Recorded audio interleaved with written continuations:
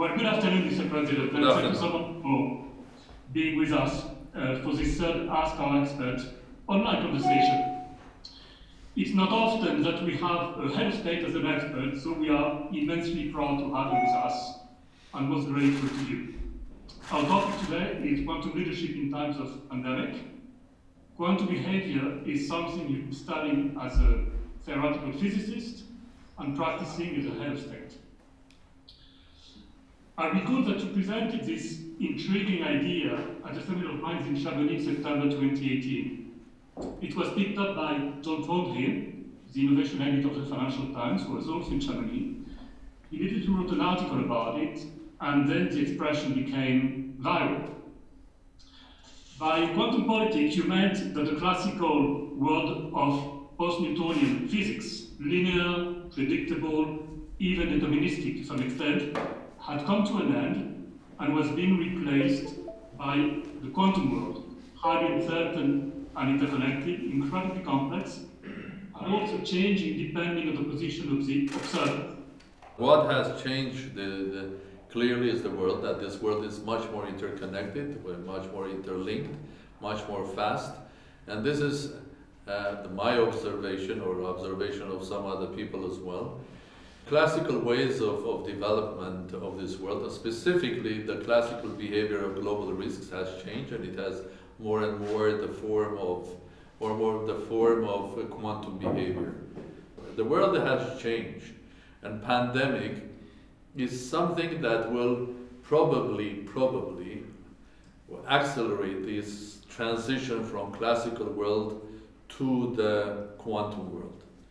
And I think this world definitely will not be the same that it was before the pandemic and after it. But the pandemic probably will last several months, or maybe a year and a half, until we'll not find a vaccine, or maybe it will come with another wave because it's quantum.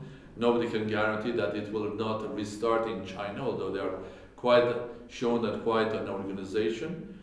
But the world will be different. So it's the time for us to start learning that the world is changing, and in order to fight pandemic or the financial crisis or any other risk of this world, we have to start changing the way we live. But it's changing fast, it's unpredictable, it looks unpredictable if you look at the issue from the point of view of a classical change.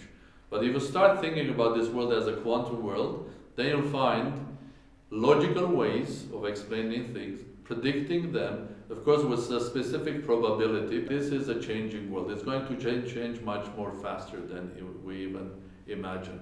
And we have to be ready to do that.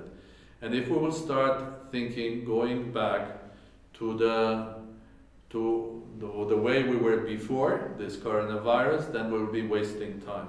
It will come again as this virus, that virus, any other virus. It could be a virus on the World Wide Web, it could be a virus and a global hacking, and everything will stop.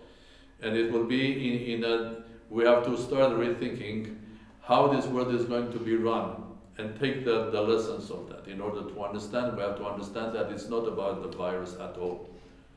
Virus is something dramatic, virus is something tragic, it has already taken thousands and thousands of lives. Virus is something that any government, including my government, has to fight today, but the conclusion is that if we are only focusing as a virus and as just an accident that has happened now, it will never come back, then we are mistaken. This is the new world that we are going to live, and we have to be ready to face this world and to be ready for others. Every morning when I go to the top floor of my house, I look at Mount Ararat, I can see it much more clear, because the air in Yerevan has become much better, 2-3 times better than it was before. Why? People don't drive cars, they are mostly sitting at home, or even they drive when it's the necessity there. So this very sensitive, tragic event is also giving us a message that we can manage our lives with much less damage to the nature. Let's rethink about it. So the message of this tragedy to us humans is that why don't we think about resetting ourselves? Because if we don't do it, the world is changing, everything is going to change. Do you want to call it a new world, faster world, whatever name you will give it to this new world, it's not going to be the same as it was before. Not before the coronavirus, but before, let's say, 30, 40 years. So we better recognize that we're living in a new world. All of our activities, be that risks, be that politics, the way we run business, how we manage our relations with the nature, have to be changed. If we don't change it, we are going to hit another pandemic, this or that form. So the message is clear. We have to think it properly and really.